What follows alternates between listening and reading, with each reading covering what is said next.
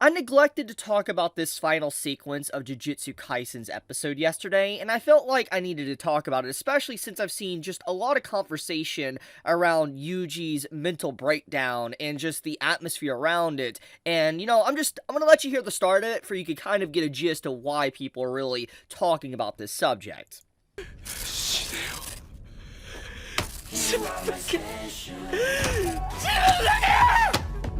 So, basically, to kind of explain here, there's been a huge discussion I've been seeing for the last 24 hours that the special song, aka this song right here, that is the opening for Jujutsu Kaisen Season 2, just straight up does not fit this segment with Yuji's mental breakdown. And at first glance, if you're just watching this episode, and as I've already talked about in my episode review yesterday, the episode's entire just theme is basically the destruction of Shibuya. Like, just everything coming down, breaking apart. It is just straight up insanity. Seeing Sukuna just level a city using his domain expansion. Oh, it looks like they actually fixed the subtitles here. But, just seeing Sukuna actually just destroying everything, the amount of death that was around him, it was legitimately a ridiculous episode. So much chaos, and it definitely left you with a lot of emotion, especially when you see the beginning opening sequence here with the transition of, like, Yuji here, he's thinking of his grandpa, and, like, his grandpa basically saying, like, save a lot of people,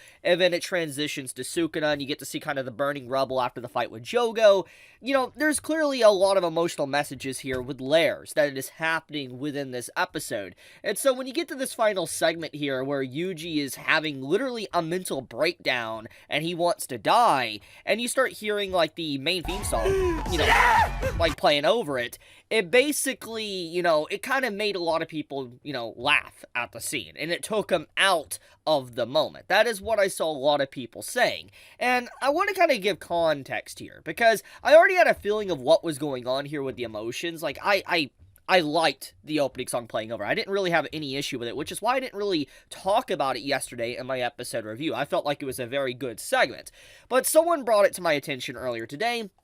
They posted this. Apparently, the special song, aka this opening song here, that song was actually designed or wrote to be from the perspective of a cursed spirit. So playing it there was so perfect that I couldn't stop getting goosebumps. That's what's said here. So basically, like, the very song, this whole song here is a cursed spirit singing, and the lyrics are about that. If you understand Japanese, it also kind of gets into that. And so when you apply these lyrics over this breakdown, mental breakdown scene of Yuji, it's Sukuna pretty much laughing at him. And to give more credit to this, we gotta look at just, like, before all this happens, before Sukuna, gives control back over and all that, he's smirking. Like, you can see him smirking, he's laughing, he's like, hey, brat, be sure to savor this. It's like he's aware of what Yuji's gonna think soon as he finally is able to see what happened to Shibuya, the entire city, once he finally has his body back. And so when he finally gets back and he just has to see the absolute destruction of a city,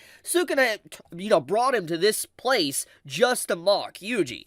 And the very music, since it is played from a cursed spirit's perspective, is also basically Sukuna making fun of the moment. So yeah, I can understand why people were brought out or taken out of this moment and just they laughed or they couldn't take it seriously, but that's the point of it. The very point was that the audience was robbed of the raw emotion of crying, and they felt more humor from it because that's what Sukuna was feeling in this moment. It is an extra layer added to this scene, and once again, this goes to show the levels of talent and detail that is poured into this, episode alone, to the whole staff, not just the animators, but just the staff that does the composition, to the music, the voice acting. They do a very good job, and obviously, this final segment is a very hit or miss scene. I could definitely see why some would not still like it, even if, they knew the context of what the song was there for. I can understand why people would not like the music choice, because maybe in a certain alternate timeline when we got this episode, there was no music on it, it was just complete silence.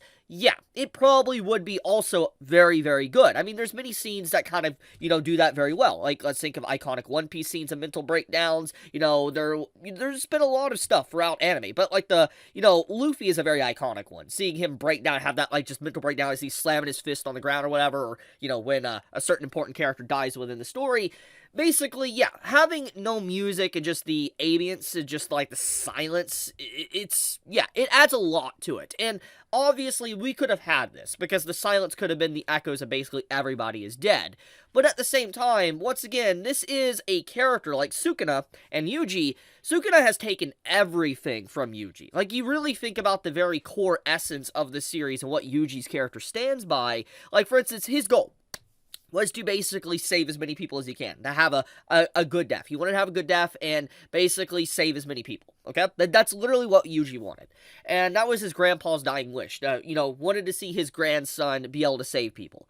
And obviously, early on within Season 1, that kind of dream got shattered when, obviously, Yuji made a friend, and then his friend got completely destroyed by Mahito, and Sukuna and Mahito started laughing at Yuji's expense in that moment. It's a very iconic scene, very iconic frame, and so when you think about the elements of what's always happened, anytime Yuji's been experiencing suffering, or he loses something, cursed spirits start laughing at him, they start mocking him, and it's what adds an extra element to Yuji's suffering, because it's just like, holy crap, how can you be, so evil? How can you do this? But obviously, they are the embodiment of curses and evil and all that. And so having a song that is basically a cursed spirit's perspective of singing, and obviously it's trying to imply that it is Sukuna technically singing, or his words, makes this scene hit a lot harder, at least in my opinion. Because Yuji's having a total mental breakdown, and Sukuna's just sitting there dancing on his corpse, basically. Just saying yeah, look at all these people dead. Yeah, I used your body. Look at all of them dead. Oh, you wanted to save everyone? That didn't happen. So, yeah, it adds layers to this, and I like that. I always like a different depth to certain scenes. It's always something I've enjoyed when I've read or watched something. It's why I enjoyed Tokyo Ghoul. I love the depths to Kaneki Kin's character. I love that so much, and so many characters within that story. And Yuji is a character that may not be to the same extent as Kaneki Kin with all the mental breakdowns he received, but Yuji still has gone through a lot. And let's get back into the subject of what Sukuna's done. He's taken everything from him. From the very first episode, when Yuji, grabbed Sukuna's finger, he ate it and all that, Yuji lost his life. At that point in time, his life basically turned into, I am a prison for Sukuna, to one day just die to get rid of Sukuna. That was literally his only goal. And he carried Sukuna within him that could control his body and hurt and kill people. We've seen this. And so, obviously, Yuji always had kind of like a loaded grenade, a grenade ready to explode at any moment, and because of that, we know for a fact that Yuji's always had to carry that burden, and the loss that he had early on within Season 1. We fast forward to this, you get to see once again that loaded grenade went off. It exploded in Yuji's face, in everybody's face, and so many people died thanks to Yuji still being alive.